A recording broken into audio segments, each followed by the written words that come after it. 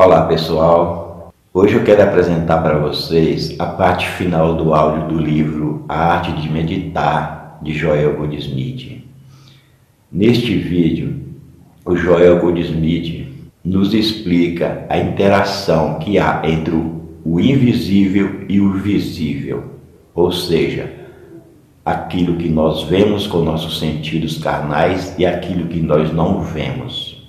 E ele explica também que o invisível é a essência de todas as coisas e que aquilo que nós vemos são apenas expressões do invisível. Ou seja, não existe divisão, separação ou nada existindo à parte do outro. Todas as coisas, inclusive nosso corpo e todas as coisas que existem neste universo, é uma coisa só. É uma só energia que nós chamamos de Deus. É Deus se expressando na forma de tudo aquilo que está criado. Então não existe separação nem divisão. Tudo é expressão de Deus. Existe unicamente Deus. E todas as coisas é expressão dele. Então, tudo está em uma mais perfeita harmonia. A desarmonia só existe mesmo na mente humana e não na mente de Deus. Deus não criou nada disso, nem ódio, nem a desarmonia, nem tristeza, nem doenças, nem pecado, porque Ele constitui o todo. Então, Joel Goldsmith nos explica isso de uma forma clara neste livro, neste áudio. E eu não tenho muita coisa para falar para vocês, sobre meditação, porque, como eu já disse, tem aqui nesse canal vários áudios sobre meditação e também eu falo em vários áudios sobre a prática da meditação. Eu só quero deixar aqui claro para vocês uma coisa, que meu próximo vídeo eu vou fazer um vídeo explicando para vocês, essa polêmica que está acontecendo no mundo sobre o anticristo. Que esses dias eu estava vendo um vídeo onde algumas pessoas estavam explicando sobre o anticristo. Umas acreditam que o anticristo já existiu, outras acreditam que o anticristo é um desses líderes governamentais que nós temos por aí. E outros acreditam que o anticristo ainda vai nascer em determinado país e que ele vai ser um líder muito poderoso que vai influenciar muitas pessoas a trazer o caos neste mundo. E existe essa polêmica. E eu pensei bem a respeito, eu meditei, e pensei bem a esse respeito e vou fazer um vídeo explicando para vocês o que é ou quem é o anticristo. Será o meu próximo vídeo e desejo para vocês um bom áudio, Essa é a parte final do áudio, a arte de meditar. Eu desejo para vocês um bom áudio, felicidade. Uma ótima semana para todos, uma semana cheia de paz, muita alegria, e eu espero vocês no próximo vídeo, onde eu falarei sobre o anticristo, quem é o anticristo, onde ele vai surgir, ou onde ele está, e vamos entender um pouco sobre essa polêmica toda, esclarecer de fato o que é ou quem é o anticristo. Então, pessoal, muito obrigado pela atenção, bom áudio para todos e até o próximo vídeo. A Prinsky Meditações apresenta a parte final do áudio do livro A Arte da Meditação, de Joel S. Goldsmith. Capítulo 13. Não temas. Não temas, porque eu sou contigo. Não te assombres, porque eu sou teu Deus, eu te fortaleço, e te ajudo, e te sustento com a destra da minha justiça. Isaías 41, 10. Não temas, permanece um descanso para o povo de Deus, um descanso da ansiosa tomada de pensamentos, um descanso do medo, um descanso da dúvida e preocupação. Neste estado de descanso, o poder da graça chega e a presença de Deus flui em expressão imediata, como nossa experiência. Receba o presente de Deus sem trabalho, luta ou tensão. Dentro da quietude e confiança, em um descanso da ansiedade e do medo, deixe Deus revelar a si mesmo. Deixe Deus se expressar. Deixe Deus viver nossas vidas. Que não haja mais eu ou você separados e à parte do Pai, mas que o Pai seja a nossa vida. Em união consciente com Deus, a mente descansa. A mente humana não se preocupa mais com os problemas de hoje ou amanhã, porque a união da alma com Deus, a percepção consciente de Deus revela Deus como o cumprimento de cada necessidade, antes mesmo da necessidade ser aparente. Preocupação, medo e dúvida desaparecem em meio à percepção, o verdadeiro significado das palavras, não temais, são reveladas. Dentro da união consciente com Deus, a mente de Deus funciona como nossa mente, como nossa experiência e como a nossa vida. Então a mente humana descansa e executa a sua função adequada, como uma via de consciência. Este estado de descanso é uma paz interior que não é alcançada por nada no reino de efeito. Até mesmo um pensamento ou uma declaração de verdade é um efeito, e muitas vezes usar a mente para repetir declarações estereotipadas sobre Deus não traz a paz. Não são pensamentos sobre Deus que resultam em resposta de oração. Pensamento sobre Deus não é o princípio criativo do universo. Deus, em si mesmo, é o princípio criativo, e Deus é conhecido apenas quando a mente humana está em repouso. Deus é a consciência do ser individual, portanto, o infinito é a medida desse ser. Nada pode ser adicionado a você, nada pode ser tirado de você. Não bom pode vir até você, nenhum mal pode tocar você. Você abraça o infinito bem dentro do seu próprio ser. Filho, tu estás sempre comigo, e tudo o que eu tenho é teu. Tudo o que Deus é, já está estabelecido dentro de você. Você é a consciência através da qual a natureza infinita de Deus está se revelando. Portanto, o bem não pode fluir para você, o bem se expressa de dentro, e derrama-se sobre todos os que vêm ao alcance de sua consciência dessa verdade. É necessário apenas abster-se de pensar, renunciar a todo pensamento ansioso, medroso para somente ficar quieto. Fica quieto e sabe, na quietude e na confiança está tua força, sua paz, permanência e segurança, não em abrigos antiaéreos, não em contas bancárias, mas no teu reino, em tua paz, naquele silêncio e confiança em que há descanso, proteção, cuidado, cooperação. Na quietude e na confiança, não tenha medo. Não temas, eu estou contigo e estarei contigo até o fim do mundo. Solta teus fardos aos meus pés, larga teus encargos na garantia de que tudo de bom está incorporado e abarcado dentro do teu ser. Eu nunca te deixarei e nem te abandonarei. Se fizeres tua cama no inferno, eu estarei lá contigo. Se passares pelo vale da sombra da morte, eu estarei contigo. Mas anda em silêncio, com confiança e segurança, anda sem procurar. Não há paz, não há descanso para aqueles que estão procurando fora do seu próprio ser. O reino de Deus está dentro. Aceita meu reino e fique em paz. Aceita minha promessa, agora tu és o Filho de Deus.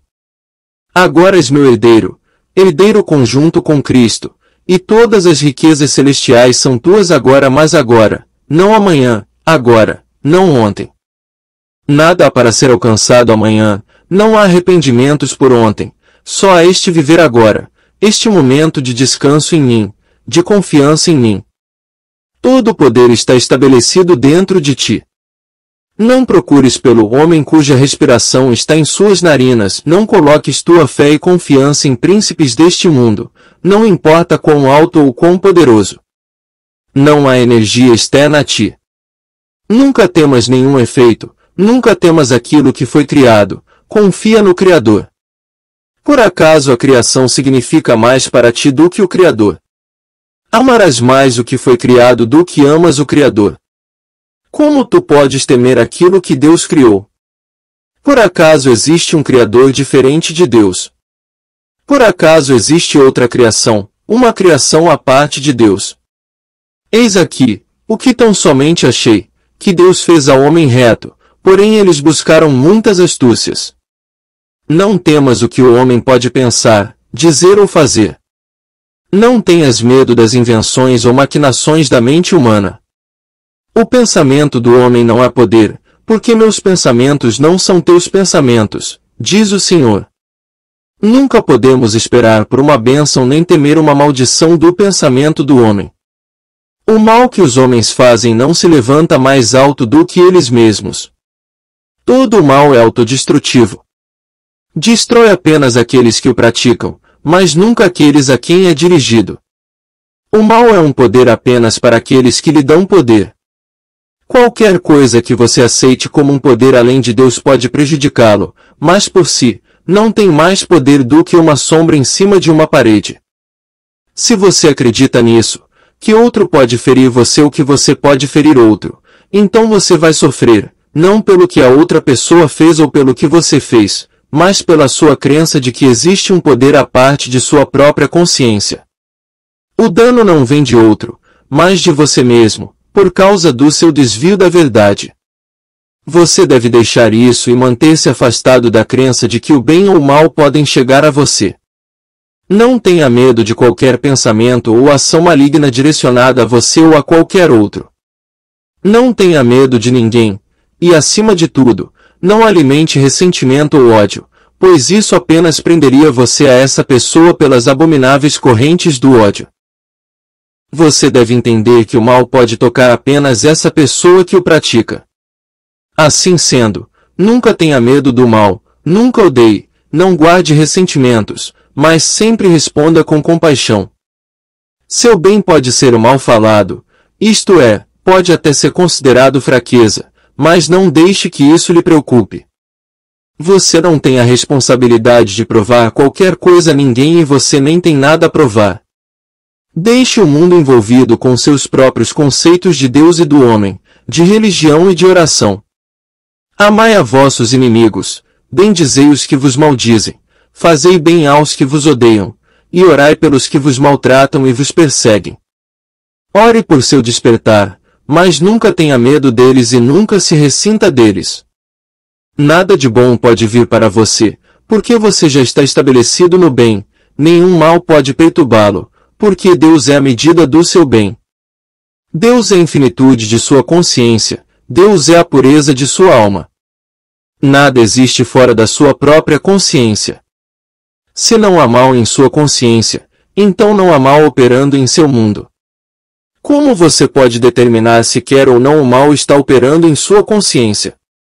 Você aceita ou reconhece uma presença ou um poder separado de Deus? Se você o fizer, então o mal existe para você. Você vê algo para odiar, temer ou se ressentir? Se sim, então você está vendo uma imagem criada dentro de você. Ódio, ressentimento e medo são apenas invenções do pensamento, sem poder, presença ou realidade. Deus é o tecido, a substância e a lei de sua consciência. O mal é apenas uma sugestão ou tentação de aceitar um Criador separado de Deus. Você deve saber lidar com essa sugestão e alcançar aquele nível de repouso em que a palavra de Deus habita em você e você permanece na consciência da verdade. Permaneça na verdade de que Deus é o único poder, e você vai descobrir que todas as bênçãos emanam dessa verdade mantida em sua consciência. Permaneça na verdade do reino de Deus estabelecido na terra.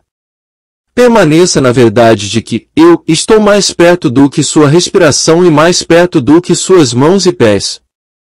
Permaneça na verdade de que seu nome está escrito no céu, que você é o Filho de Deus, o Cristo, imagem e semelhança do seu divino ser, a manifestação de sua glória. Eu vim para que todos tenham vida, que todos tenham vida plenamente. Que sua oração seja um descanso das palavras, um descanso de pensamentos, um descanso de desejos. Não tome nenhum pensamento ansioso. O Espírito da Verdade, o Consolador, nunca vai deixá-lo, mesmo que cada via ou canal do bem pareça fechado. O Consolador é uma atividade de Deus dentro da sua própria consciência. Como tal, é tanto uma parte integrante do seu ser como é sua própria integridade, lealdade ou fidelidade. O Consolador está dentro de você. Ele é aquela paz, aquiete-se para toda tempestade externa e para toda perturbação interna. Abra a porta da sua consciência e deixe o Consolador falar, deixe que o Consolador seja sua garantia, deixe que ele seja o seu suprimento, sua saúde, a harmonia da sua casa e a paz da sua vida interior. Viver a vida espiritual significa viver em uma atmosfera de absoluto destemor, independente das circunstâncias. Esforçai-vos, e animai-vos, não temais, nem vos espanteis diante deles, porque o Senhor teu Deus é o que vai contigo, não te deixará nem te desamparará, sou eu, não temais. Essa é a maior verdade de cura já revelada à consciência humana. Sobre os discípulos, uma tempestade ameaçou-os de desastre e morte, mas o Mestre viu apenas outra oportunidade para tranquilizá-los com aquelas palavras reconfortantes: sou eu, coragem, não temais. Essa mesma confiança habilitou Jesus a ficar diante de Pilatos e dizer: nenhum poder terias contra mim, a menos que te fosse dado do alto. Era este o mesmo poder em José, que disse aos irmãos: não foram vocês que causaram minha vinda para cá, mas Deus me enviou antes de vocês para preservar a vida.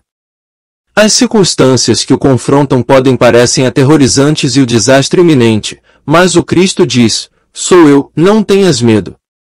Deus tem formas estranhas de trazê-lo para si. Às vezes isso que parece um desastre, e a dissolução daquilo que você tinha de mais precioso é o verdadeiro meio de despertá-lo para a vida espiritual. Nunca olhe para a discórdia temporária como falha, falta de demonstração ou ausência de compreensão e visão espiritual. Não foi falta de visão espiritual que levou Moisés e os hebreus para a experiência do deserto, foi Deus levando-os a um sentido mais elevado do bem. Não foi falta de entendimento que enviou Elias para o deserto, tão faminto que os corvos tinham que lhe trazer comida. Era Deus provando a Elias que permaneceram 7.000 que não dobraram seus joelhos a Baal, e que mesmo no deserto, eu estou contigo, sempre capaz de preparar uma mesa perante mim, na presença dos meus inimigos.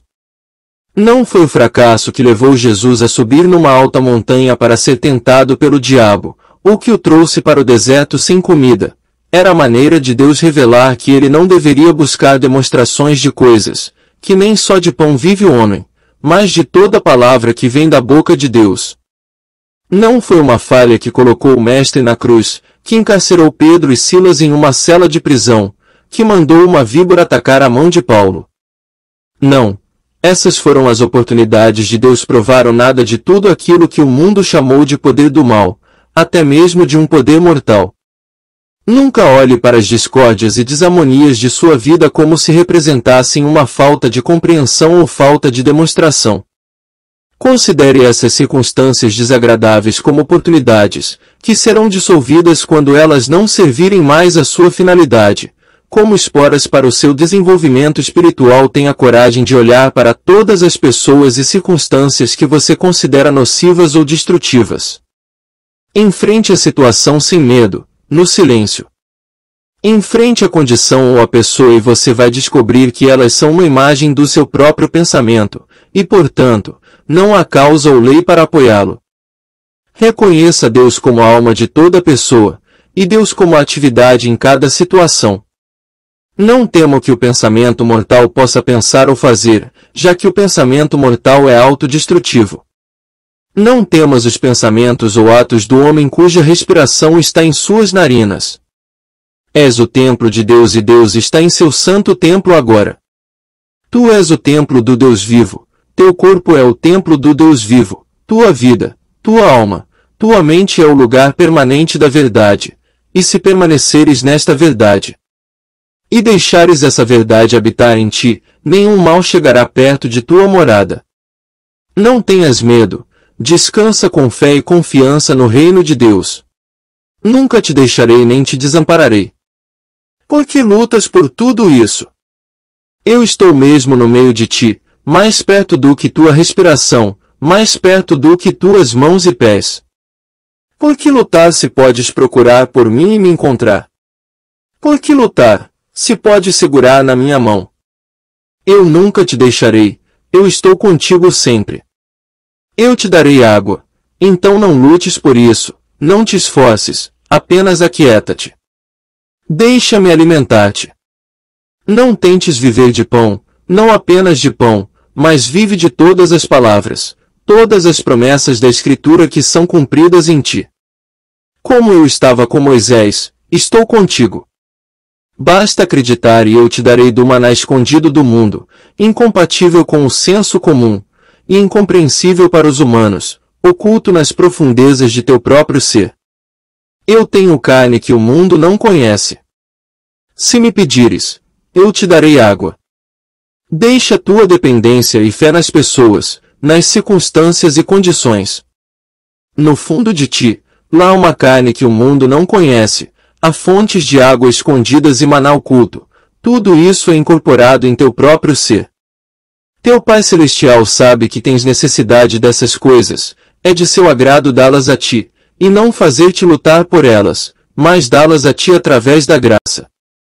Sempre que uma aparência de discórdia aparece no teu horizonte, relaxa, descansa, fique em paz, na certeza da minha presença dentro de ti. Ouve-me, a pequena voz silenciosa e suave no centro do seu ser. Eu nunca te deixarei, eu nunca te abandonarei. Mesmo no vale da sombra da morte, eu estarei contigo. Tu nunca conhecerás a morte, nunca morrerás. Eu te dou água viva que brota para a vida eterna.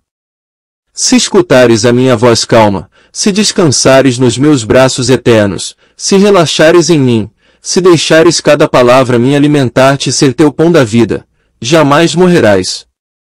Meu espírito está contigo, minha presença vai antes de ti, eu preparo um lugar para ti. Não temas, não duvides.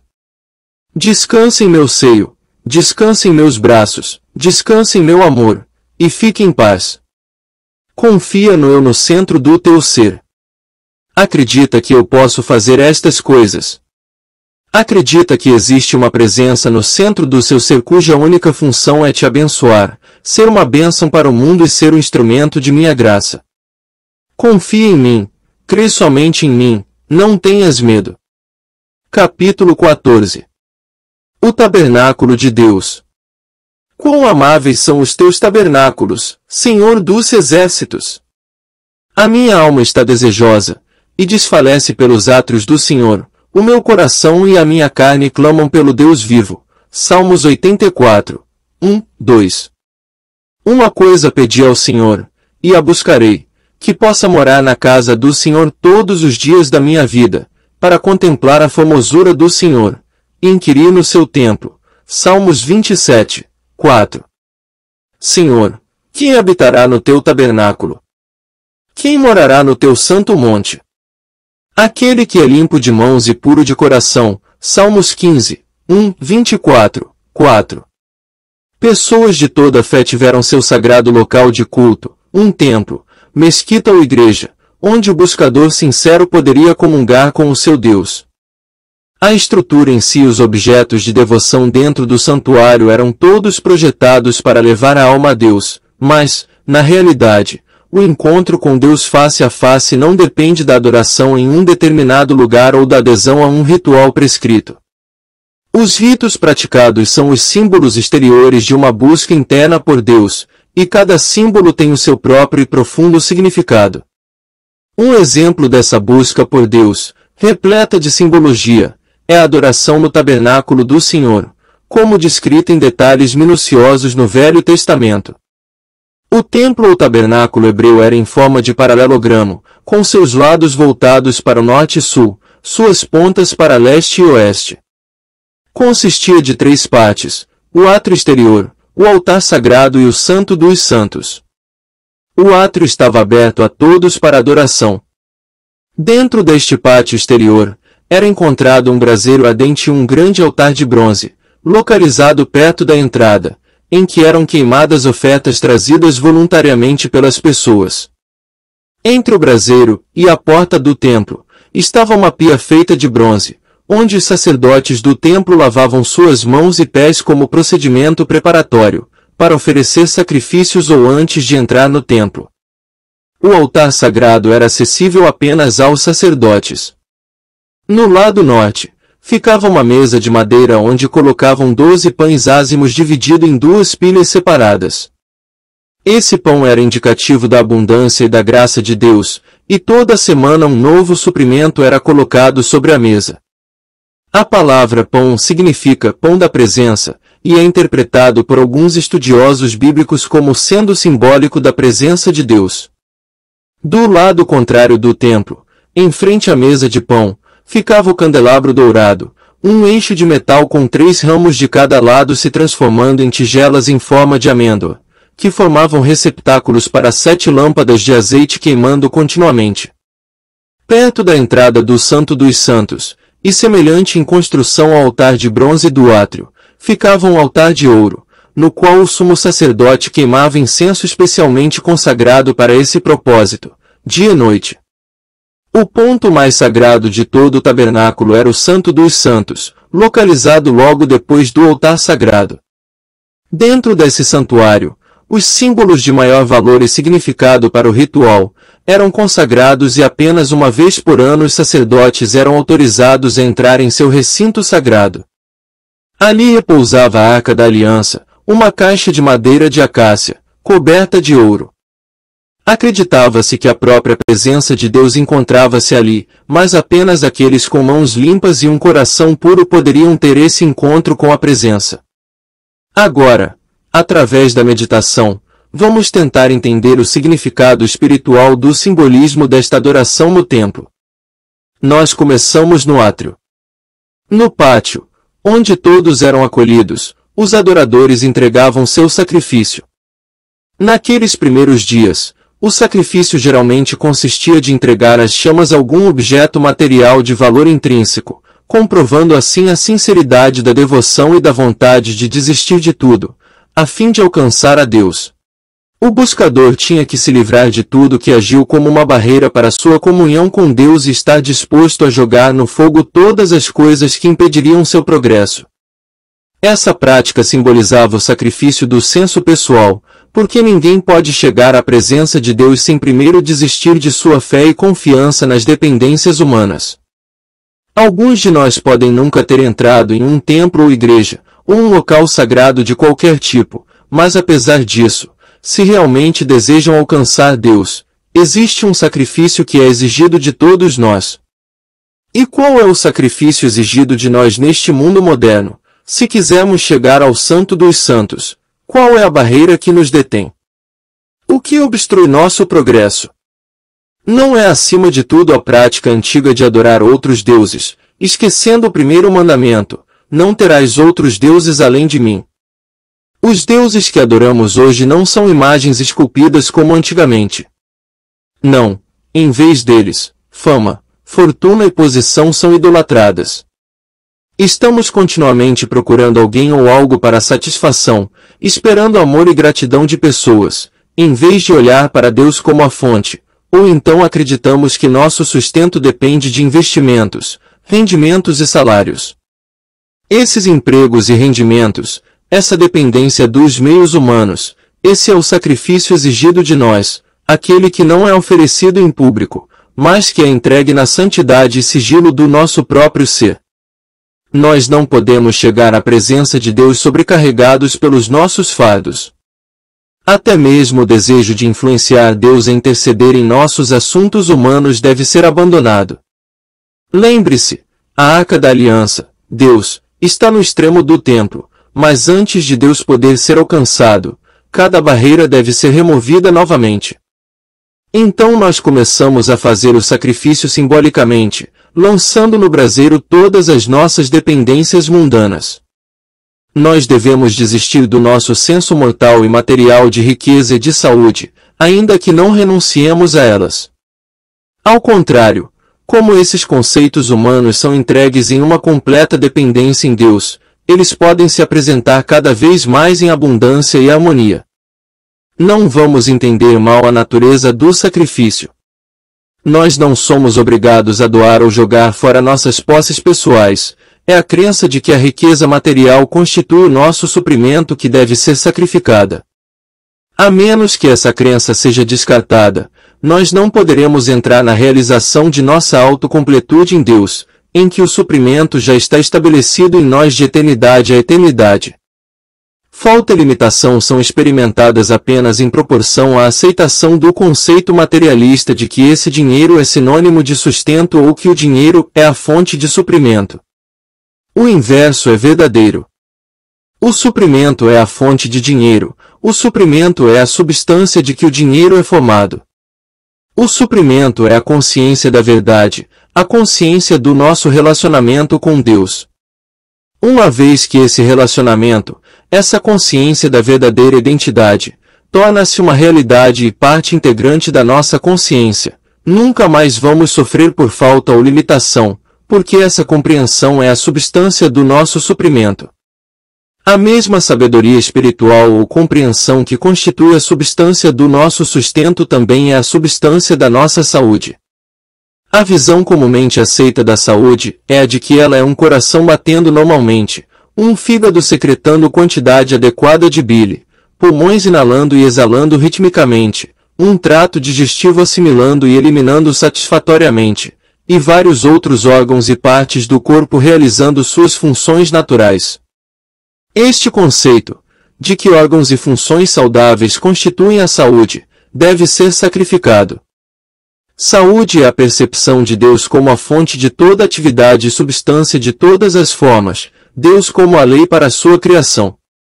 Essa sabedoria espiritual aparecerá como saúde. Os conceitos materiais de saúde e de riqueza são apenas dois entre muitos conceitos errados que devem ser sacrificados. Vamos começar onde estamos, neste momento, na consciência. No mais íntimo de nossa mente e de nosso coração, nós mesmos bem sabemos o quanto estamos envolvidos com uma natureza limitada ou finita, mortal, material, seja ela riqueza, saúde, amigos, família, posição social, poder ou fama. Se nós desistimos dos nossos conceitos humanos para aceitar em troca um sentido espiritual mais elevado de ser, nós devemos sacrificar o inútil para receber o que é divinamente real. Aqueles que procuram Deus para seu próprio propósito erram o caminho. Deus pode ser alcançado apenas por uma rendição completa de todos os desejos, exceto o desejo de se aquecer em seu amor e graça. Nesta meditação, nós começamos a fazer o sacrifício. Eu renuncio. Eu entrego todo obstáculo material, todo obstáculo mortal e humano, tudo o que está entre mim e Deus. Em tua presença está a plenitude da vida. Eu renuncio a cada desejo que eu já tive. Eu renuncio a todo desejo, exceto um, tu és tudo o que eu procuro. Deixa-me estar em tua presença. Tua graça é suficiente para mim, não a tua graça e saúde ou riqueza, mas somente a tua graça. Eu renuncio a qualquer desejo de pessoa, lugar, coisa, circunstância ou condição, até a minha esperança do céu. Eu renuncio a todo desejo de reconhecimento, de recompensa, de gratidão, de amor, de compreensão. Estou satisfeito com a tua graça. Se ao menos eu puder sentar aqui e segurar a tua mão, eu nunca perguntarei nem mesmo pelo café da manhã de cada dia. Eu poderia jejuar pelo resto dos meus dias. Apenas deixa-me segurar tua mão e eu nunca terei fome, eu nunca terei sede. Somente deixa-me segurar a tua mão, deixa-me estar em tua presença. Tendo nos despojado de dependências materiais e humanas jogando-as no braseiro ardente, estamos prontos para o próximo passo. A uma curta distância além desse braseiro está um recipiente redondo grande cheio de água. Esse é o lavatório onde é realizado o rito de purificação. Aí é dada a oportunidade ao adorador de se limpar externamente e também internamente. O processo de limpeza na pia, no entanto, não é mais uma operação física do que era jogar nosso sacrifício ao fogo. Agora, enquanto estamos diante da pia, essa é a nossa oportunidade de nos purificarmos por dentro e por fora.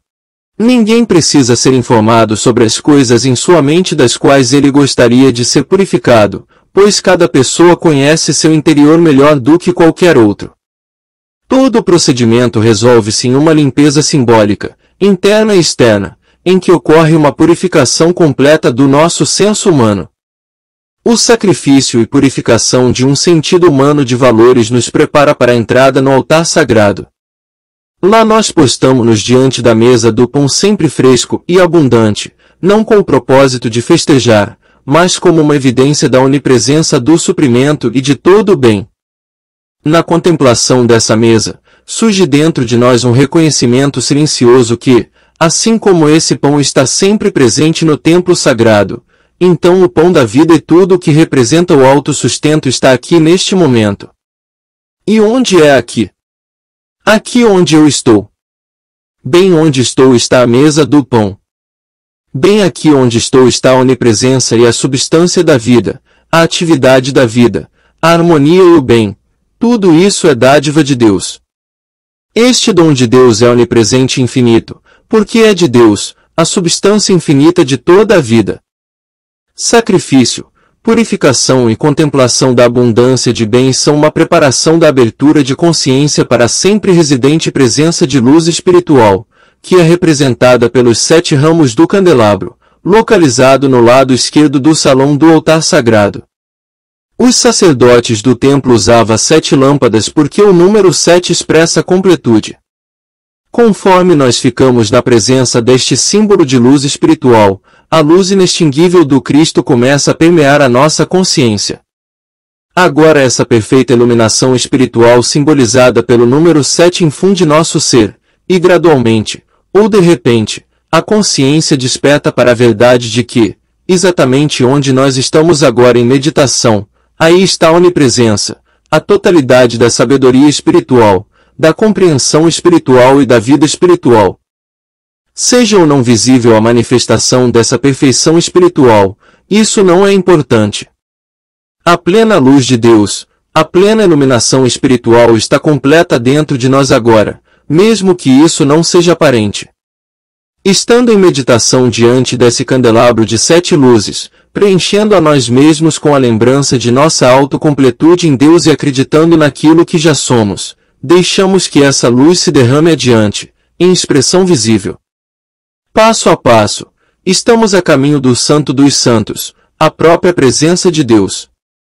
Cada ato de consagração nos traz mais perto do nosso objetivo. Só mais uma coisa é necessária, uma prova final de devoção. Então nos voltamos em ação de graças para o lugar de culto, simbolizado pelo incenso queimando, e lá oferecemos o nosso louvor e gratidão pelas inumeráveis bênçãos de Deus. Aqui, neste local santificado, postamo-nos diante do incenso queimando na frente do santuário e relembramos, trazendo para a consciência o nosso progresso desde que entramos no pátio. Tudo o que temos encontrado até agora no templo tem sido uma revelação do que já está estabelecido dentro do nosso próprio ser. Por nada mais além disso estamos buscando ou orando. Nossa autocompletude em Deus é agradecimento, devoção e adoração, e por isso nós louvamos e bendizemos a Deus. Cada rito de consagração desempenha o seu próprio papel peculiar no nosso desenvolvimento espiritual, o sacrifício interno lançado no braseiro ardente, a purificação de si mesmo na pia, a contemplação da bondade de Deus diante da mesa do pão, o reconhecimento da luz eterna interior simbolizada pelo candelabro aceso, e a oferenda e ação de graças e louvor ao santo altar. Se cada um desses ritos foi executado fielmente, estamos bem diante do altar do incenso, diante de uma névoa, um véu que é finalmente retirado, revelando a arca da aliança. Se nossa meditação foi gentil e serena, trazendo-nos para tal percepção de nosso Deus ser, na qual nossos olhos se abrem para a realidade espiritual, nós devemos contemplar o grande mistério. A névoa se dispersa, a cortina é retirada e nos encontramos na presença de Deus. Não há mais escuridão mental ou espiritual. A presença de Deus anuncia-se, lembrando-nos, eu estou sempre contigo. Eu estava contigo quando começastes tua busca, mas a névoa diante de teus olhos embaçou tanto a tua visão que não podias me ver. Estavas tão confuso com conceitos materialistas que tua consciência tornou-se embotada. A névoa não poderia ser dissipada até que aquelas coisas que causaram a névoa fossem removidas. Então, e só então, poderias tu encontrar-me, ouvir a minha voz e sentir a minha presença. Em qualquer estado ou estágio de consciência do buscador, seja sacerdote ou neófito, ali encontra-se um caminho para ele, um caminho que vai levá-lo, finalmente, à própria presença de Deus. Este caminho pode ser exclusivo para o indivíduo, ou pode seguir uma das formas estabelecidas de adoração pela religião, tais como transpor o pátio exterior ao próprio Santo dos Santos no templo hebreu, colocar um flor diante de uma imagem do Buda, fazer uma peregrinação a Meca, tomar banho no sagrado Ganges, ponderar um cor enigmático, ou ajoelhar-se na catedral em comunhão sagrada, beber o vinho simbólico, e comer o pão sagrado. Qualquer que seja a simbologia usada, será morta e inútil até que o significado interno da forma seja discernido. Meditação como essa em que acabamos de nos envolver veste o símbolo com vida e realidade. O ato de sacrifício, purificação e devoção deve ser realizado por cada e todo aspirante, não como cerimonial exigido por alguma regra externa, mas ditado pelo coração. Somente quando o coração se rendeu e a alma prestou homenagem a Deus podemos entrar em sua presença. Ninguém pode entrar na presença, exceto em estado de santidade. Antigamente, apenas os sacerdotes eram considerados suficientemente dignos de ganhar admissão ao Santo dos Santos, mas com nosso esclarecimento de hoje, qualquer um espiritualizado o suficiente para ter uma compreensão de sua verdadeira identidade, seja homem ou mulher, é um sacerdote que pode encontrar o caminho para o interior do santuário. Todo mundo que alcança alguma medida de consciência de Deus é um sacerdote. Essa pessoa não serve apenas Deus, mas é mantida por Deus. O divino pão da vida o alimenta, a veste invisível abriga-o, e a luz da verdade o ilumina, fazendo dele a luz do mundo, a via através da qual a sabedoria espiritual, o amor, a vida e o fluxo de verdade chega para todos aqueles que ainda não conhecem a fonte do seu bem. Far-me-as ver a vereda da vida, na tua presença fartura de alegrias, a tua mão direita delícias perpetuamente. Salmos 16, 11. Capítulo 15. O esplendor da santidade. Dai ao Senhor a glória devida ao seu nome, e entrai nos seus átrios trazendo ofertas. Adorai ao Senhor no esplendor da sua santidade. Salmos 96, 8, 9. Eis que os céus e os céus dos céus são do Senhor teu Deus, a terra e tudo o que nela há. Deuteronômio 10, 14. Os céus declaram a glória de Deus e o firmamento anuncia a obra das suas mãos. Salmos 19, 1. A meditação não é um fim em si mesmo. O que estamos procurando é uma percepção consciente da presença de Deus, mas na percepção dessa presença, antes da experiência da plena e completa iluminação, pode haver dois de nós, Deus e eu. Nós não queremos Deus e eu, queremos Deus, somente Deus. Esse é o passo final do caminho espiritual. Deus é desconhecido e incognoscível para os sentidos humanos. Um modo, no entanto, de atravessar o imensurável lapso entre a materialidade e a espiritualidade, é deixar o pensamento migrar dos cuidados e problemas do mundo para as obras de Deus. Ao redor de todos há sempre algum objeto de beleza, uma imagem, uma escultura, uma planta, lago, montanha ou árvore. Nós pensamos em alguns destes em meditação, considerando a ideia de que Deus, o invisível, expressa-se através da natureza ou através da mente de um artista ou artesão. A presença e o poder do invisível é aquilo que é manifestado para nós como visível, um inseparável do outro. Mesmo pouca compreensão de Deus nos permite discernir, em certa medida, a vida de Deus, o amor e a alegria incorporados no homem e no universo. Nesse entendimento, nossa vida e amor expandem-se e tornam-se mais puros, alegres e livres, levando-nos a uma dimensão mais ampla da vida. Nós começamos a viver não tanto no mundo do efeito quanto no mundo da causa, descobrindo nosso bem na causa de tudo que existe ao invés de nos efeitos das coisas, pessoas ou lugares. Quanto mais compreensão nós temos da causa, Deus, maior é nosso desfrutar de todas as pessoas e coisas. Somente através da penetração no reino do invisível, que é essa dimensão maior, essa quarta dimensão da vida, começamos a perceber a lei do amor no trabalho. Para entrar na quarta dimensão, que não pode ser compreendida por meio dos sentidos físicos, visualizamos as forças invisíveis da natureza, que operam para trazer à manifestação tal forma como uma planta ou flor. Com os olhos parcialmente fechados, olhe para uma planta, olhe para suas folhas, seus botões, suas flores. O milagre da atividade visível que transformou uma semente seca, um punhado de terra e um pouco de água em uma flor.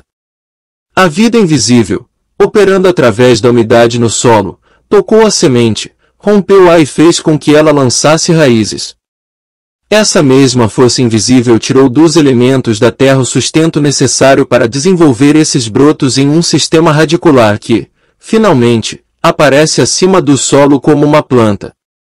Que maravilha e que milagre é este desdobramento diante de nossos olhos, invisível, desconhecido, inexplicável. Apenas Deus, o infinito invisível, poderia produzir tanta beleza e graça. Tudo que aparece é a forma e a atividade daquilo que é invisível, o visível é o que aparece como forma daquilo que causou e deu vida e beleza. Por ser a forma inseparável e indivisível de sua origem, até mesmo a forma é eterna. Reconhecer e entender a fonte dos símbolos exteriores da criação é amar e apreciá-los mais profundamente. A atividade da natureza não é algo separado da própria planta. A vida invisível da planta revela-se como sua forma, cor, graça e beleza. De maneira semelhante, a alma, a mente e a habilidade de um artista se aglutinam em uma peça de pedra ou marfim, para formar uma obra de arte na qual as qualidades do artista são inseparáveis da figura criada. Na mesa diante de nós há um minúsculo Buda em marfim. Tentemos visualizar o artista diante do pedaço de marfim, cuidadosamente selecionado por sua beleza e pureza de cor. Você pode imaginar quanto ele manuseou carinhosamente essa massa inerte até que sua forma definitiva começasse a tomar lugar na mente dele. Você pode ver além do próprio objeto e discernir a beleza da alma, a pureza da mente, a inteligência divina que o guiou e deu-lhe habilidade aos seus dedos. Lembre-se, ele não estava meramente esculpindo a figura de um homem. O Buda representa a iluminação, um estado de consciência divina, aquilo que o Ocidente chama de Espírito de Deus no homem, o Cristo, ou o Filho espiritual. Estava na mente do artista o desejo de compartilhar com outros sua concepção deste Espírito de Deus no homem. Entender o amor do escultor por seu trabalho desperta em nós uma profunda apreciação do tema e da arte expressa nesta figura, de como o artista emanou essa pequena figura ou como a natureza emanou uma bela flor. É assim que nós vivemos pela graça de uma presença e poder invisíveis, para sempre derramando-se como criação. Nessa forma de meditação, não apenas nos deleitamos por um belo pôr do sol, montanhas altas ou céus estrelados, mas vemos além deles o amor, a habilidade e a plenitude do invisível, manifestos como obra de Deus. A atividade incessante do amor divino garante a continuidade desta magnífica criação chamada homem e universo. Meditação sobre a atividade de Deus aparecendo como fenômenos naturais ou como qualquer outra forma de beleza, nos ensinará a olhar através do homem para sua origem divina, sem tomarmos conhecimento de suas falhas ou sucessos. Deus expressou a si mesmo, suas próprias qualidades, como todo homem, mulher e criança. Todas as forças do invisível unem-se para formar a expressão visível da inteligência, do amor da vida e da alegria. Isso não é discernível através de uma rápida observação de uma pessoa, assim como a causa invisível de uma planta. O trabalho da arte também não é perceptível aos sentidos. Apenas olhando para o invisível através das aparências sua essência é discernida. À luz de tal percepção, cada indivíduo é reconhecido como expressão do ser divino infinito, derramando-se em manifestação. Crítica e condenação são transformadas em um amor profundo por este universo e sua população. Com essa transformação, virá a compaixão por aqueles que não conhecem sua verdadeira identidade, para aqueles a quem consideramos os homens e mulheres maus do mundo. Apenas no grau que entendemos a natureza de Deus podemos entender a natureza do ser individual. Considerando a nós mesmos, bem como a outros, devemos ter algum vislumbre interior da natureza e atividade de Deus, o princípio criativo que nos trouxe em expressão. Deus encarnou-se como a própria mente, alma, substância e vida do nosso ser, e até mesmo a substância do nosso corpo. A palavra tornou-se carne como você individual e eu individual. A meditação deve sempre ter Deus como sujeito e Deus como objeto, porque sujeito e objeto são um, não dois. Isso deve levar-nos da nossa vida tridimensional, o visível, para o invisível que é conhecido como a quarta dimensão. Aqueles que vivem num ambiente tridimensional vivem apenas num mundo de altura, largura e profundidade. Em outras palavras, eles vivem em um mundo de formas, completamente separado da essência daquilo que aparece externamente como forma. Na quarta dimensão, em que Deus é a causa, a substância e a realidade da vida, todo efeito, seja aparecendo como coisa ou homem, é revelado como uma mostra do ser infinito, que é Deus. Todo ser individual, toda forma individual, seja animal, vegetal ou mineral, é o Deus invisível derramando-se em expressão, incorporando suas infinitas qualidades, natureza e caráter. Tudo nesta terra é do Senhor, e a plenitude de Deus aparece como um universo e como homem. Tudo isso é imortal, tudo isso é eterno, tudo isso é nosso. Filho, tudo que é meu é teu, e eu estou sempre contigo. Eu e meu Pai somos um. Como podemos nós ser separados de Deus? Aquele que me vê, vê o Pai que me enviou. Como pode o amor do artista ser separado do que ele criou? Nós vemos a figura de marfim, nós vemos o estado de consciência que evoluiu. Como pode a magnanimidade e o esplendor da força vital invisível da natureza ser separada de sua forma? Nós vemos a planta, vemos a vida divina, a força que a formou e eles são um, inseparável e indivisível. No mundo quadridimensional, causa e efeito, sujeito e objeto, são um. Gradualmente vamos cada vez mais fundo, até nos encontrarmos centrados em Deus.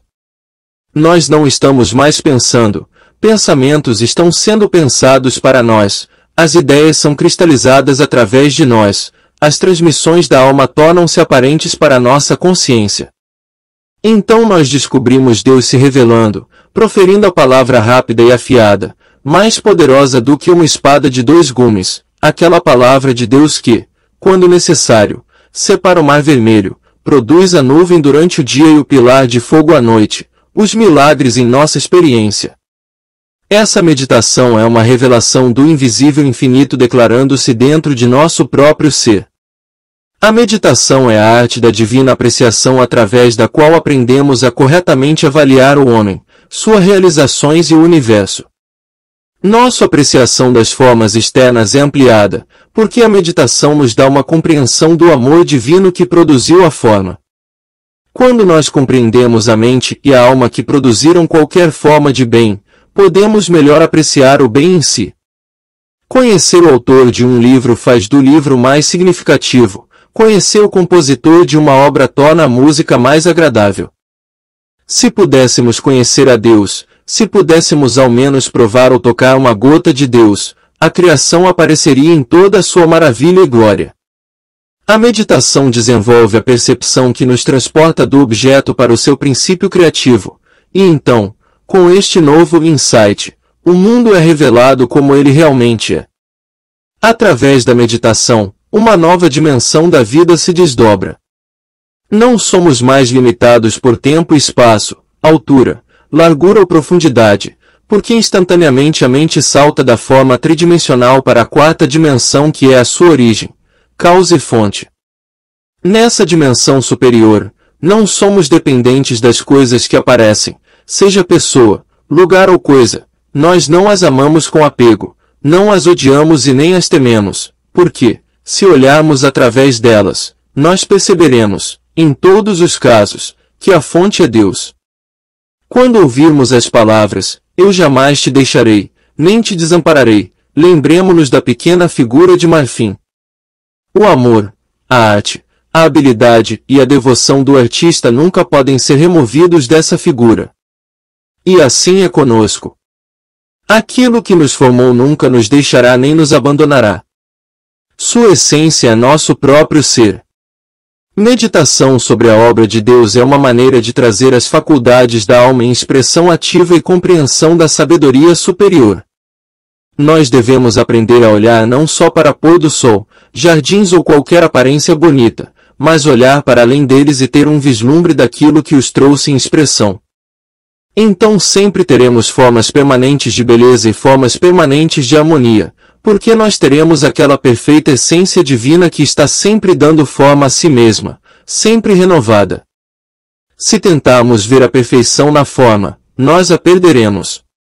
O sentido material vê a forma e gosta dela, o sentido espiritual vê a substância subjacente e realidade da forma. A forma, então, é sempre perfeita, completa e plena. O objetivo do nosso trabalho é elevar a nós mesmos a essa apreensão divina pela qual vemos Deus aparecendo em tudo para a glória de Deus, e não para a glória do homem. Trata-se da glória de Deus, como a glória do homem, mostrando a infinita perfeição de Deus em suas obras. Somos levados a um estado de iluminação divina em que nós contemplamos o mundo de Deus que já é perfeito e completo, Deus manifestando a si mesmo, em toda a sua glória. Os céus declaram a glória de Deus, e a terra mostra as suas obras. E agora minha meditação acerca dele é doce e eu me alegrarei no Senhor. Parte 3. Meditação, os frutos do Espírito. Na vida de todo buscador de Deus, chega um momento em que ele sente a presença e torna-se consciente, por um caminho ou por outro, dessa real presença e poder transcendentais. Então ele terá alcançado o que leu sobre a experiência de Deus ou o que ouviu as pessoas falarem sobre isso. Nós não sabemos de que forma essa experiência vem até nós. Para cada um vem de uma maneira diferente, mas isso é certo, quando vem, e o Espírito do Senhor é uma presença realizada, a liberdade, uma liberdade que é uma liberdade dos pensamentos e das coisas deste mundo, sem medos, dúvidas, preocupações e problemas. No momento em que o Espírito do Senhor toca uma pessoa, ela é transformada. Ela começa a entender o significado do renascimento, de ser nascida de novo. Ela sente uma diferença dentro de si e ela sabe que não é mais a mesma pessoa que foi ontem ou na semana passada. O grau da transformação pode não ser aparente ao mesmo tempo no reino visível, mas, pouco a pouco, torna-se evidente para o mundo exterior. Às vezes, no começo, pode tornar-se evidente como aparências negativas. É bastante comum a perda preceder o ganho, aquele que encontra a sua vida, perdê-la-á, e aquele que por mim perde a sua vida encontrá-la-á. O presente sentido da vida deve ser sacrificado para que o sentido espiritual da vida pode ser adquirido. Antes da plena e completa realização desta nova vida ocorrer, o descarte de antigas formas pode surgir como um problema de algum tipo, seja econômico, emocional ou físico. Existe a sensação de perder algo, desistir ou sacrificar alguma coisa, mas isso, entretanto, não é verdade. Uma vez que o Espírito do Senhor realmente tocou uma pessoa, ele não é perturbada ou afetada por aparências externas, porque ela os reconhece como parte de uma experiência de transição. Os primeiros mártires cristãos que se voltaram dos deuses pagãos para Deus o fizeram sem pensar em termos de um sentido humano de vida. A perseguição a que eles foram forçados a suportar não era nada em comparação com a plenitude de sua missão espiritual. Para o espectador, certamente não fazia sentido que os homens justos devessem ser apedrejados, jogados aos leões, ou queimados em estacas. Do ponto de vista humano, isso nunca fará sentido, mas quando o Espírito do Senhor tocou alguém, ele entende que, na realidade, nada é desistido, perdido ou sacrificado. Isso é um martírio apenas para aqueles que não compreendem. Para os espiritualmente iluminados, é o cumprimento de seu destino e experiências espirituais, e aquilo que é ganho mais do que compensa aquilo que o mundo considera perdido. Hoje, a atitude do homem do mundo é semelhante ao dos pagãos de 19 séculos atrás. Ele vê com espanto e desconfiança quem, deliberadamente, escolhe dedicar seu tempo e dinheiro para o desenvolvimento de sua natureza espiritual, em vez de buscar pelo prazer, fama e fortuna, os deuses deste mundo. Essa escolha, aos olhos do materialista, é análoga ao sacrifício dos mártires cristãos, mas para uma pessoa que tenha vislumbrado a natureza do caminho espiritual, e mais especialmente, para quem experimentou o Cristo, o que é ganho mais do que compensa o que foi desistido. Nesta vida, tudo é como as terras altas, planícies, montanhas e vales. Alguns dias nós olhamos para o mundo do topo de uma pequena e bonita colina, e todo o mundo é suave e gentil, mas depois, nós deslizamos para dentro do vale. Há outros dias em que estamos em cima da mais alta montanha, apenas para nos encontrarmos no dia seguinte dando lugar ao desânimo e desespero. Esses períodos não têm significado particular e não têm importância real, eles são parte do ciclo rítmico da vida humana. As experiências do vale são apenas preparação para a experiência da montanha. Há sempre um vale entre duas montanhas, não se pode subir a próxima montanha sem primeiro passar pelo vale. Em termos bíblicos, nenhum homem pode encontrar sua vida até que ele a perca. É no vale que ele joga fora o fardo do eu humano com seus desejos. Assim desimpedido, ele está livre para escalar a próxima montanha, mais alta. A jornada continua, e as experiências na montanha serão de maior duração, e as do vale, mais curtas. Isso vai ano após ano, até que um ponto de transição é alcançado, e então as alturas tornam-se sua morada permanente. Hoje pode ser esse dia de transição para nós. Se nos lembrarmos deste dia como o tempo em que tomamos a decisão de esquecer das coisas que ficam para trás, e avançando para as que estão diante de mim, prossigo para o alvo, pelo prêmio da soberana vocação de Deus em Cristo Jesus. Daqui a um ano teremos que admitir que uma transformação da nossa vida está em andamento. O sentido humano da vida nunca mais nos tocará tão profundamente, nós nunca mais seremos capazes de odiar ou amar tão intensamente como antes, nós não lamentaremos nem nos alegraremos com a mesma intensidade da emoção humana. A profundidade de nossa visão continuará a nos trazer uma luz espiritual cada vez maior, sabedoria e orientação, para que cada dia seja um dia de mais profundo discernimento, um chamado para uma vida mais na atmosfera de Deus do que nos dias anteriores. Este trabalho servirá como fundação sobre a qual construiremos o templo e casa de nosso corpo, o templo da nossa experiência individual, um templo não feito com as mãos, eterno nos céus. Neste trabalho, já estamos no nível de consciência onde o Cristo deve ser experimentado. Por anos nós conversamos e ouvimos sobre a beleza do Cristo, o poder do Cristo e a influência de cura do Cristo, que é o Espírito do Senhor dentro de nós. Muitos de nós também foram abençoados através de alguma realização de outra pessoa deste Espírito de Deus.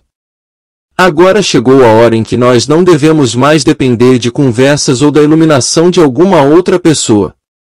Nós devemos ter a experiência por nós mesmos, para que possamos estar neste mundo, mas sem ser dele, andar para cima e para baixo neste mundo, e ainda assim não fazer parte dele, entrar e sair das discórdias e desarmonias tanto quanto dos prazeres e harmonias deste mundo, e para além de tudo isso, manter a nossa integridade espiritual. Perdemos todo o sentido de ter que fazer alguma coisa ou ter que saber algo ou ter que entender alguma coisa. Há um relaxamento a respeito da responsabilidade pessoal, e nós descansamos na quietude e na serenidade da percepção de que, onde o Espírito do Senhor está, há liberdade.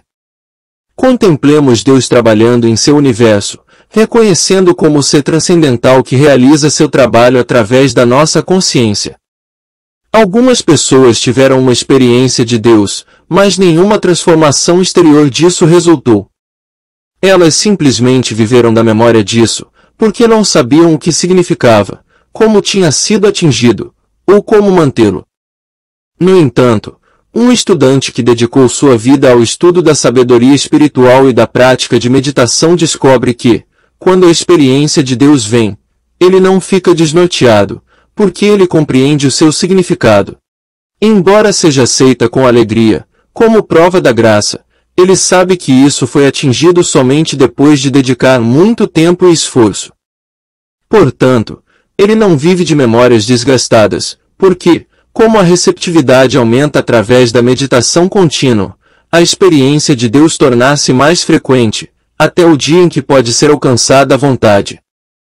Essa presença e poder espirituais, este Cristo, que assume as funções de vida por nós, é invisível, mas nem por isso menos real, apesar de toda a sua invisibilidade. Ele assume as funções do corpo, e assim torna-se desnecessário pensar sobre as atividades corporais. O Espírito dentro, o Cristo é quem executa o que nos é dado ou a nosso corpo fazer. Gradualmente, conforme o Cristo vive a nossa vida, a consciência do corpo físico ou de suas atividades é eliminada. Se fosse necessário pensar na circulação do sangue ou no trato digestivo, estaríamos então vivendo bem mais por meios humanos do que pela palavra que vem da boca de Deus. Mas não, o funcionamento do corpo, sem a necessidade de ajuda de qualquer pensamento, e de fato, sem nenhum conhecimento concreto da operação da corrente sanguínea ou do sistema digestivo, é uma evidência direta do Cristo em ação. A saúde é de Deus, e com esse reconhecimento, vemos que não a minha saúde ou sua saúde. Se aceitarmos isso literalmente, veremos milagres acontecerem. Deus não é personalista, seja o assunto em questão saúde ou fortuna. Saúde é realmente uma qualidade e atividade de Deus, a essência e substância de Deus. Se falarmos da minha saúde ou da sua saúde, isso indicará que há graus de saúde, boa saúde ou má saúde. Mas no caminho espiritual, isso não pode ser assim, é uma impossibilidade absoluta, há apenas uma saúde, a saúde de Deus. Deus é a saúde do meu semblante, saúde infinita, não porque é a nossa saúde, mas porque é a saúde de Deus. Com o senso espiritual de saúde vem a descoberta de que a saúde não é dependente da digestão, da eliminação ou do funcionamento de qualquer órgão do corpo.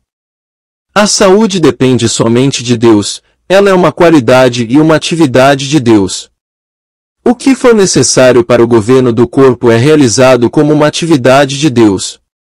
Vamos lembrar disso em relação à nossa comida. A comida que eu como não tem nutrientes de valor, é sem substância, sem poder para sustentar ou manter a vida, mas eu, a alma, a consciência do eu, transmito a ela sua substância, seu valor e sua nutrição.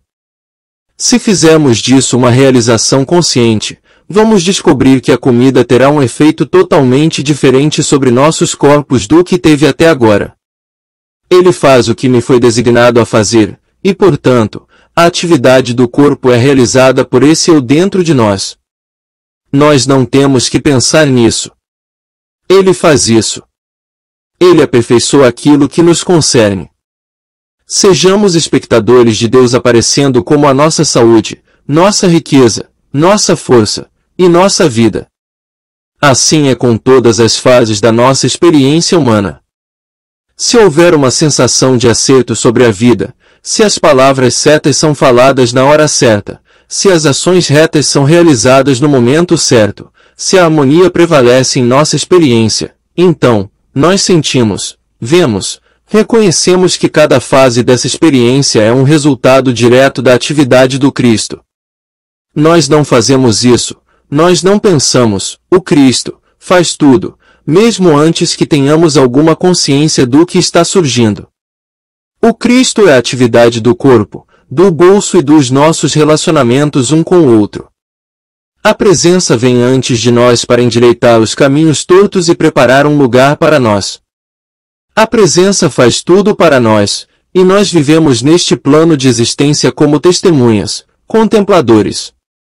Existem inumeráveis passagens bíblicas que revelam a importância de esperar no Senhor, de ser um observador da vida. Isso não significa ficar sentado sem fazer nada. Pelo contrário, quanto mais se espera no Senhor, quanto mais alguém é um espectador de Deus, trabalhando nele, através dele, e como ele, tanto mais ativo tornar-se ele. Se somos contempladores, observadores, fazemos essas coisas que requerem nossa atenção e que estão à mão. Se temos um lar para cuidar, nós cuidamos dele. Se somos encarregados de um negócio para gerenciar, nós o administramos. Se temos chamadas a atender, nós o fazemos. Mas enquanto nós estamos envolvidos nessas atividades, mantemos a atitude. Eu espero no Senhor. Eu vejo o que o Pai me dá para fazer. Sempre mantemos a nós mesmos em tal estado de receptividade que estamos prontos e dispostos, a qualquer momento, a alterar qualquer plano que tenhamos feito, a fim de seguir o plano divino. Há deveres a serem executados e obrigações a serem cumpridas por todos os dias das nossas vidas. Aquilo que nos é dado a fazer será realizado, mas sendo um observador, descobrimos que existe uma direção divina, um poder divino que nos guia. Este é o estado de consciência alcançado por Paulo. Vivo, não mais eu, Cristo vive em mim. É como se o homem Paulo caminhasse dizendo, o Cristo está no campo, o Cristo está agindo em mim, através de mim e como eu. Cristo vive minha vida por mim.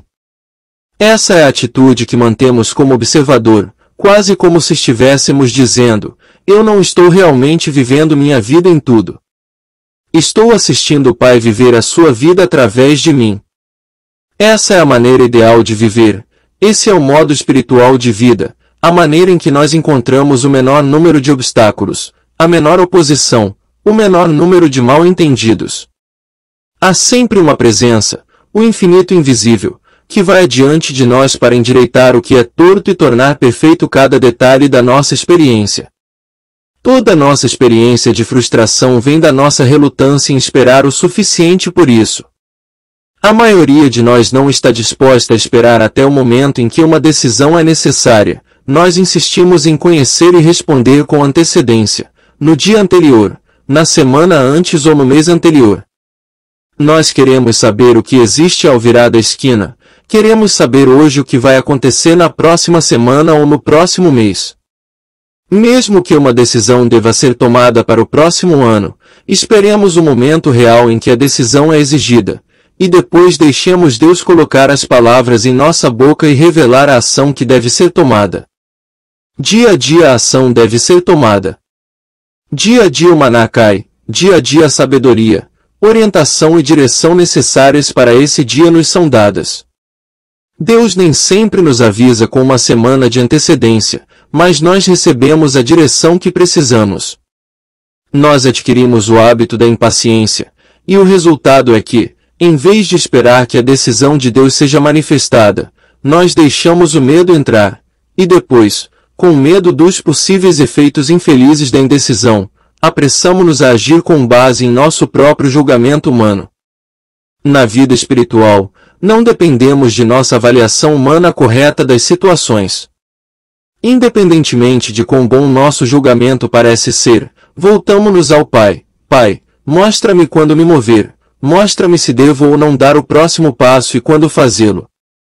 Com paciência e prática, nós desenvolvemos a consciência de um observador, de esperar no Senhor que nos leva ao milagre da vida, e então descobrimos não só que existe um Deus, mas que Ele se torna um fator regulador em nossa vida. Ele assume a nossa experiência. Nós temos impedido a atividade e operação de Deus em nossos assuntos por não sabermos esperar, por não sermos observadores, por não estarmos sentados, deixando um pouco de lado a nós mesmos, até sentirmos que o Pai está assumindo o controle. Se ao menos pudéssemos fazer isso, nós encontraríamos o milagre de uma presença divina indo adiante de nós para tudo renovar. Quando tomamos uma decisão, Muitas vezes encontramos obstáculos intransponíveis no caminho, mas quando Deus toma a decisão, Deus vai adiante de nós, remove todos os obstáculos e realiza tudo o que é necessário para facilitar o compromisso. Vamos assumir a prática diária de sermos espectadores. Pai, este é o teu dia, o dia que tu fizeste. Eu me alegro e por isto te bendigo. Revela-me o trabalho deste dia, mostra-me as tuas decisões, não as minhas, mas as tuas. Seja a tua vontade o único princípio de motivação e ativação da minha vida. Estejamos dispostos a esperar até o último segundo antes que uma decisão seja tomada, mesmo que ainda 1 minuto depois seja necessário. Esperemos e esperemos. Sejamos pacientes, muito pacientes. Ele virá, e uma vez que tenhamos tido essa experiência, nós testemunharemos o milagre de observar Deus operando em nossos assuntos. Quando essa consciência se torna experiência real, nunca mais saberemos o que é o ser sem uma consciência do governo de Deus, porque nós teremos descoberto que Deus responde, que Deus assume tudo. No Salmo 23, lemos que nós devemos habitar na casa do Senhor todos os dias da nossa vida, todos os dias. Para sempre e sempre eu vou morar neste reconhecimento da sabedoria de Deus e o governo de Deus. Depois de termos tido a distinta sensação de sermos guiados por Deus, do Cristo nos impelindo para agir, nunca mais ficaremos satisfeitos em tomar uma decisão sem recorrer à orientação espiritual. Muitas pessoas de sucesso dão testemunho da importância dos períodos de silêncio em que recorrem a seus recursos internos para inspiração e orientação. Elas descobriram que, organizando o seu dia, de modo a permitir intervalos curtos e frequentes de descanso e relaxamento das ocupações do mundo, isso liberta-as de uma sensação de pressão, reabastece seus reservatórios e elas vão em frente, com vigor e interesse renovados. Há um limite para o que a mente e corpo humanos podem realizar em 24 horas. A pessoa no caminho espiritual, no entanto, que aprendeu a se abrir para a atividade do Cristo através da meditação, não conhece limitação. Não há limite para o que o Cristo pode realizar através de um ser humano em 24 horas. O Cristo não mede sua atividade em termos de capacidade individual. Opera através de sua capacidade, para a qual nós somos apenas instrumentos. Não há nada que não possa ser trazido das profundezas do nosso próprio ser interior, porque Deus é a mente do homem individual. Todos têm a capacidade total da divindade, e em proporção à quietude e serenidade do pensamento, essa mente flui infinitamente em expressão. Tanto a mente como o corpo são instrumentos de Deus. Assim como usamos o braço e a mão para escrever, Deus também use nossas mentes e corpos para fazer a si mesmo visível e tangível na experiência humana. Como Deus nos revela a harmonia, a mente e o corpo servem como instrumentos para trazer a harmonia de Deus em forma e expressão visíveis. Qualquer inspiração recebida de Deus traz a plenitude. Por exemplo, se um inventor percebe que seu trabalho é a atividade de Deus, tudo o que é necessário para o cumprimento da ideia incorporada na sua invenção estará disponível, seja financiamento, publicidade, compra e venda. Isto é verdade para qualquer ideia criada por Deus. A fonte de sua inspiração é a mesma atividade que traz a sua plena fruição. Ninguém poderia seguir seriamente, por qualquer período de tempo, a instrução de meditação como estabelecida neste livro, sem perceber uma mudança radical em sua natureza espiritual. A partir do momento em que há um afastamento das relações materiais em favor de um modo de vida invisível, humanamente desconhecido, é inevitável que essa mudança ocorra.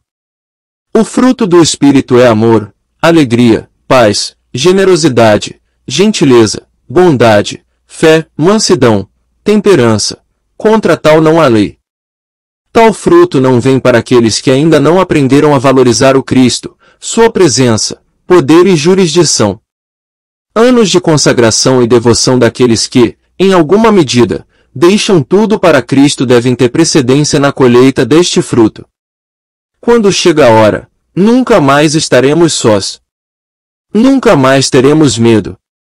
Nós poderemos passar pelo vale da sombra da morte, mas mesmo lá, a presença estará conosco. Nós descansamos no centro de nosso ser, enquanto as tempestades passam por cima. Somos espectadores de Deus, guiando, mantendo e sustentando a si mesmo, Deus realizando a si mesmo como ser individual.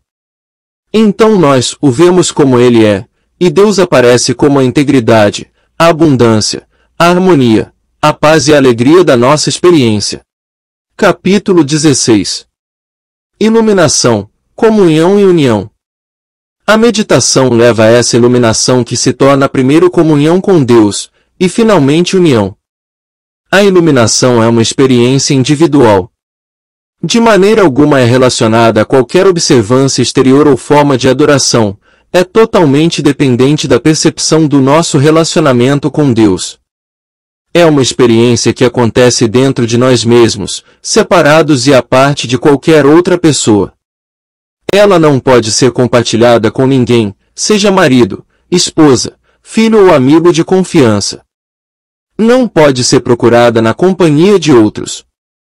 Duas pessoas não podem procurá-la juntas. Cada um deve retirar-se para o santuário interior de seu próprio ser e lá encontrar sua experiência de Deus. Até certo ponto, podemos compartilhar nosso desenvolvimento com outras pessoas que são iluminadas ou que estão no caminho da iluminação, mas lembremos sempre que a experiência de Deus é individual.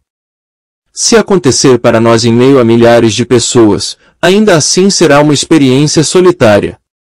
Não pode haver parceiro nesta experiência. Nós até podemos compartilhar o desdobramento da verdade que pode levar outros para essa experiência, e se tivermos algum grau de iluminação, podemos ajudá-los a se elevarem ao ponto em que eles também possam experimentar Deus. Mas além desse ponto não podemos ir, a experiência em si deve ocorrer dentro deles. Ninguém deve tentar ensinar ou compartilhar a verdade que foi revelada a ele até que ele deixe trabalhar dentro de sua própria consciência, e assim, alcance uma medida de luz.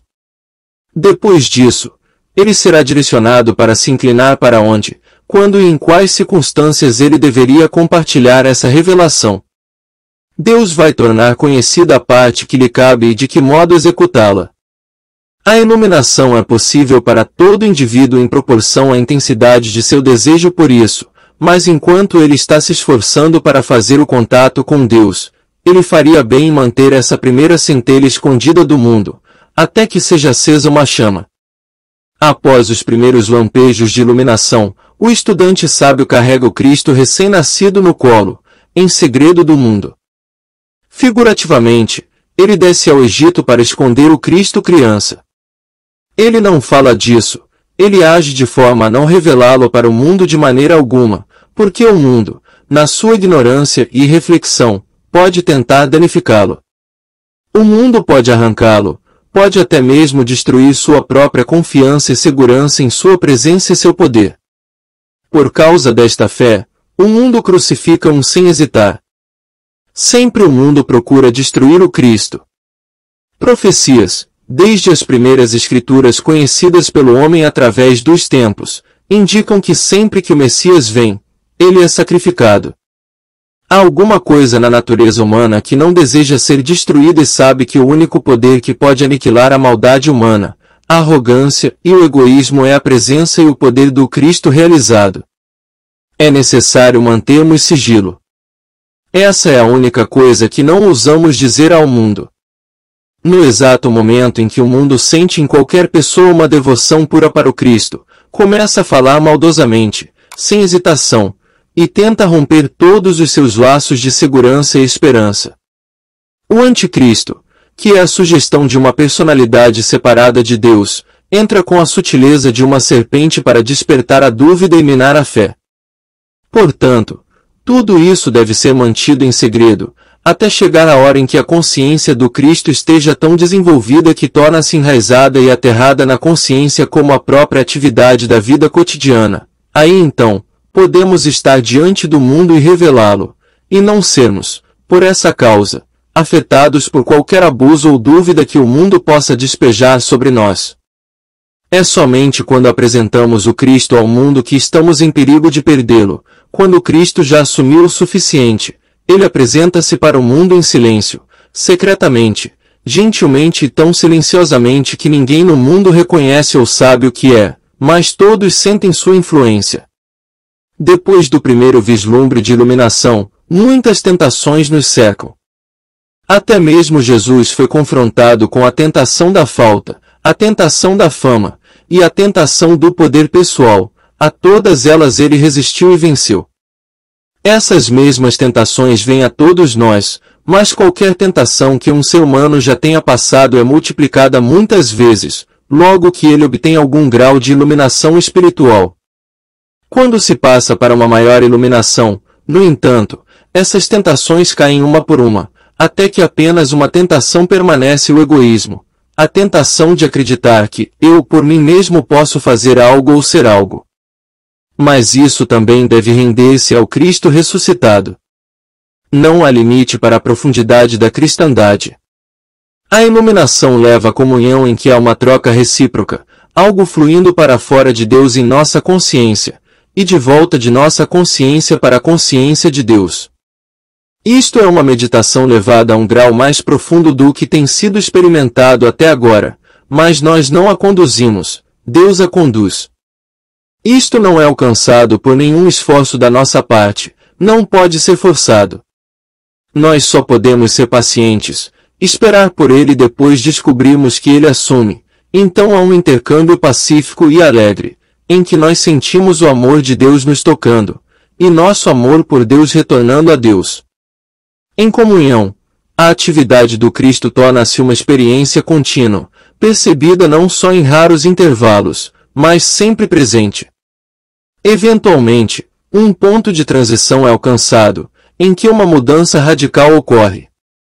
Nós não vivemos mais nossa própria vida, Cristo vive nossa vida por nós e através de nós, tornamo-nos nada mais e nada menos do que um instrumento para essa atividade divina. Não temos vontade por nós próprios, não temos desejos próprios, nós vamos quando e onde nós formos enviados, nós não temos oferta própria, nós nem mesmo temos saúde própria. Deus vive sua vida como nós. Quando Deus vive nossa vida, o manto do Espírito nos envolve. Então, sempre que alguém toca a nossa consciência, esse alguém toca o manto do Cristo, e ainda que apenas a bainha do manto seja tocada, há cura e redenção. Envolto neste manto, é desnecessário ir a qualquer lugar para transportar a mensagem de Cristo para o mundo. O mundo chegará onde quer que nós estejamos, mas desde que estejamos vestidos com a consciência do Cristo. Comunhão, levado à sua meta final, resulta no relacionamento definitivo, que é a união com Deus. Em comunhão, um tão alto estado de consciência é alcançado que é possível, a qualquer momento, hora do dia ou da noite, sentir a presença do Senhor. É como se ele dissesse: eu estou andando ao seu lado, e então, novamente diria: até agora, eu tenho estado a seu lado, mas agora estou dentro você, e finalmente, você ouve dizer: até agora, eu estive dentro de você, mas agora eu sou você, eu penso como você, eu falo como você, eu ajo como você, sua consciência e a minha consciência são uma e a mesma, porque existe agora somente a minha consciência. Quando esse estágio é alcançado, não há mais comunhão, porque não há mais dois. Existe apenas um, e esse um é Deus se expressando, se revelando, realizando a si mesmo. É o casamento místico, no qual testemunhamos a nós mesmos sendo unidos com o Cristo que nos tornamos, e Deus uniu em união indissolúvel que existiu desde o princípio. Eu e o Pai somos um, essa é a união divina. Nesta união mística, cada barreira é dissolvida, e até mesmo nossas opiniões intelectuais fundem-se na sabedoria universal. Há uma rendição completa do Será um universal: tudo o que eu tenho é teu, minhas mãos são tuas, meu corpo é teu. Não tenho necessidade de ninguém, nenhum lugar, ou coisa, dentro de mim está o pão, a água, o vinho. Tenho apenas a realização. Este é o máximo da experiência espiritual. No Cântico de Salomão, essa é a experiência que é descrita quase como se fosse uma história de amor humano, mas é claro que não é nada disso. Sempre lá estão, em primeiro lugar, os dois. Estão na fase de comunhão, são os dois que se amam, o Pai e o Filho. Jesus disse: assim como o Pai me amou, assim também eu vos amei. Nessa relação de comunhão, nós sentimos o nosso amor fluindo para Deus e o amor de Deus fluindo para nós, como o amor de mãe que envolve seu amado filho. Mas tudo isso termina nessa união. Quando a união acontece, não há mais eu. Existe apenas Deus, e quando olhamos para fora, no mundo, vemos apenas o que Deus vê, nós sentimos apenas o que Deus sente, porque não há outro ser. Não há você, não há eu, há somente Deus sendo. Esses momentos de união são inestimáveis. Eles são poucos, mas são preciosos, porque eles revelam o mundo como ele é.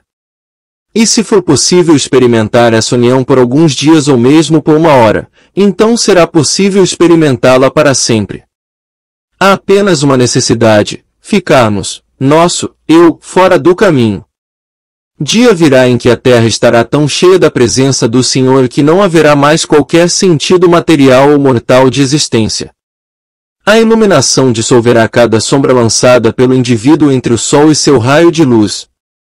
Quando a iluminação vem, nós não mais precisamos de qualquer coisa encontrada no mundo exterior. Tudo e todos fazem parte do nosso ser. Nunca mais será necessário pensar, porque agora Deus vive nossa vida. Há sempre a consciência de uma presença, que canta dentro de nós mais e mais: jamais te deixarei, nem te desampararei. Deus vive nossa vida e nos tornamos contempladores dele, testemunhas assistindo o seu desdobramento como nossa experiência. Ele atrai para nós tudo o que é necessário para a nossa realização.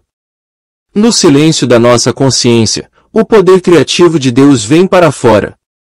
Quando sentimos essa resposta, não somos apenas um com Deus, somos um com todo ser espiritual no universo. Onde quer ou que quer que seja bom para nós no universo, encontra o seu caminho para nós. É a bondade de Deus que derrama-se através de nós para o mundo. Não mais nós, por nós próprios, possuímos alguma coisa.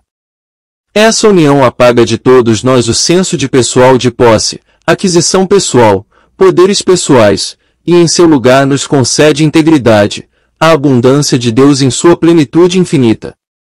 Toda a glória de Deus é revelada como a nossa vida, como a harmonia dos nossos relacionamentos, como a abundância e satisfação encontrada em nossos assuntos, como o esplendor de nosso semblante, como a flexibilidade e a força do nosso corpo, como as próprias vestes com as quais nos vestimos. Toda a alegria e satisfação que surge através do nosso ser é um testemunho silencioso de que eu, no meio de ti, sou poderoso. Capítulo 17. O círculo da cristandade. Seria razoável esperar que poderia haver um grupo inteiro de pessoas, nos tempos modernos, tão dedicados à vida de Cristo que eles viveriam pelo real contato espiritual. É possível que um corpo de estudantes ou aspirantes sinceros do caminho espiritual evoluirão a ponto de aceitar a sério a hipótese de que eles, por si mesmos, não são nada, mas que Deus é que é eles todos. Está dentro da gama de possibilidades que um grupo de pessoas apareça nesta terra e chegue nesse ponto de realização no qual a vida é vivida pelo Espírito. Esse grupo estabeleceria um padrão para o mundo inteiro. Sempre existiram indivíduos isolados que alcançaram a cristandade pela graça, mas em nenhum momento da história do mundo isso tem sido realizado ou mantido por um grupo. Ninguém foi capaz de transmiti-lo a um grupo, porque até agora não foi encontrado um modo eficaz de transmitir a consciência cristã para grandes números, pelo menos nenhum que tenha sido eficaz. Foi transmitido por Jesus para os 12 discípulos, e entre os 12 apenas 3 ou 4 foram capazes de mantê-lo. Foi ensinado a vários estudantes de Buda, mas apenas 2 entenderam, e dos discípulos de Lao Tzu, apenas um foi capaz de continuar. Hoje a sabedoria de todas as idades está novamente vindo à luz na consciência humana. Ouvi, Israel, o Senhor nosso Deus, o Senhor é um. O ensino da unidade é o antigo segredo dos místicos revelado ao longo de todo o tempo por cada uma das grandes luzes espirituais do mundo. Cada grande professor religioso pregou essa visão da unidade. Isso é o que nos permite unirmos-nos nesta mesma percepção de que, se eu estou no Pai e o Pai está em mim, então você está em mim e eu estou em você, e somos todos um no Pai, unidos em uma consciência. Apesar das diversas formas de religião e adoração e ensino prevalentes hoje, homens e mulheres de qualquer crença deveriam ser capazes de se unir a essa antiga sabedoria da unidade. O ensino da unidade é universal e de maneira alguma interfere na continuação prática de nossa maneira atual de adoração. Na realidade, não há diferença entre o seu ensino e o meu ensino. Existe um Espírito, e esse Espírito é Deus, permeando a consciência humana onde quer que ela seja receptiva. Este Espírito de Deus trabalha através de mim para a sua bênção e através de você para a minha bênção, uma vez que somos um em Cristo Jesus. O mundo conseguiu grandes progressos em ensinamentos religiosos e metafísicos desde os antigos dias de Jesus, Buda e Lao Tzu, mas por outro lado, muito desse ensinamento permaneceu como mera especulação no reino do intelecto. De alguma forma, em algum lugar, um grupo conhecido por seus frutos deve vir em expressão ativa, um grupo que realmente viva a vida de Cristo. Eles devem manter os dedos selando seus lábios, não falando a verdade, não ensinando a verdade, mas vivendo a verdade em todos os seus atos, como demonstração da presença e poder de Deus. Se a discórdia ou desarmonia atravessarem seu horizonte, eles resistirão à tentação de afirmar a verdade, e em vez disso, voltar-se-ão para o centro onde o Cristo é entronizado e endireita os caminhos tortos. E ele, não eles, será uma bênção. A resposta, a solução para todos os problemas é o Cristo realizado. Vamos chamá-lo de Cristo ressuscitado. Cristo enterrado no túmulo da mente não vai sair e fazer maravilhas, mas o Cristo que ressuscitou em nossa consciência, o Cristo que ressuscitou do túmulo através da meditação e comunhão, ele é o taumaturgo de todas as eras. Pode começar conosco e se expressar na melhoria da nossa saúde, suprimento e meio ambiente. Então, conforme o Cristo se torna ativo em nossa consciência em nome daqueles que lhe são receptivos, ele começa a ser uma influência na experiência deles, indo de um para outro, tocando uns poucos aqui, mais alguns ali, eventualmente vai abarcar todo o globo. Toda pessoa que se preparou para o despertar do Cristo pode tornar-se parte integrante deste círculo de luz. Não é, no entanto, uma experiência que é possível a toda pessoa neste momento presente, assim como não é possível para todos ganhar um grau em engenharia ou direito sem o estudo preliminar necessário. Muitos daqueles que estão interessados nas coisas profundas do espírito gostariam de incluir seus amigos e familiares como seus companheiros ao longo do caminho, mas isso nem sempre é praticável. Muitas vezes os membros da própria família ou outros com laços de amizade, amor ou associação são os mesmos que são os mais antagônicos à verdade. Eles são o solo rochoso ou estéril a que o mestre se referiu. Não é para ninguém julgar ou saber quem está pronto para o desenvolvimento da alma. Isso é algo entre cada pessoa e Deus. Eventualmente, cada joelho deve se dobrar, e finalmente, todos entrarão em sua herança espiritual.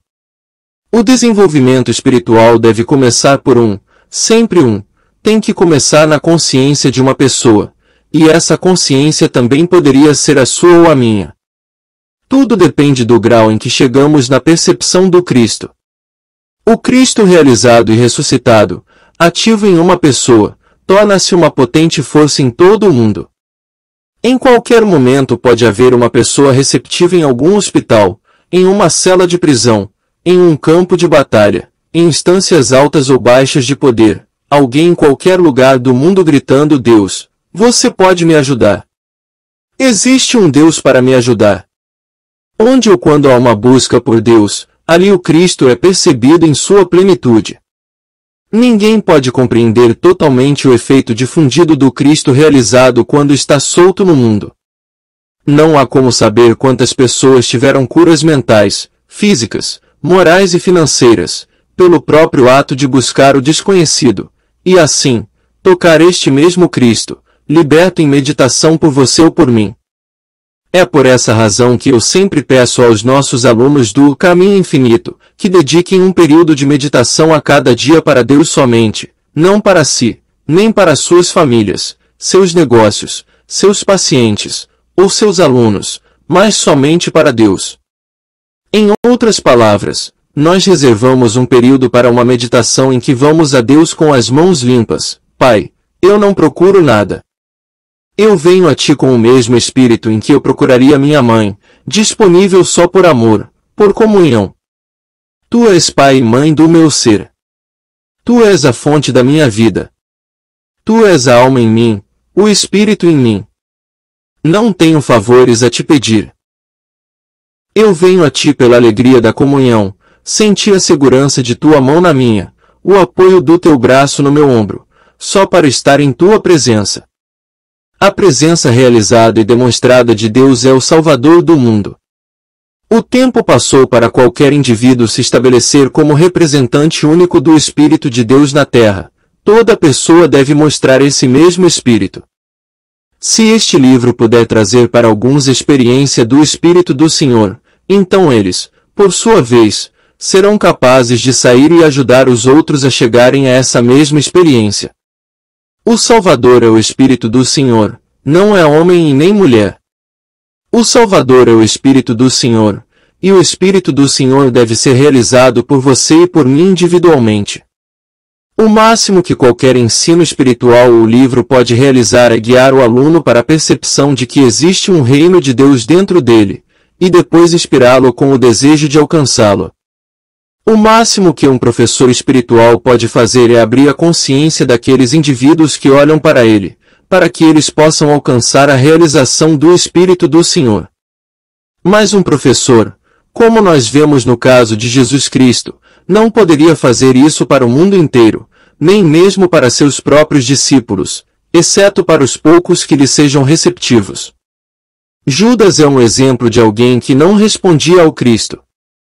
Somente aqueles com fome espiritual profunda podem ser levados por um professor espiritual na experiência de Deus.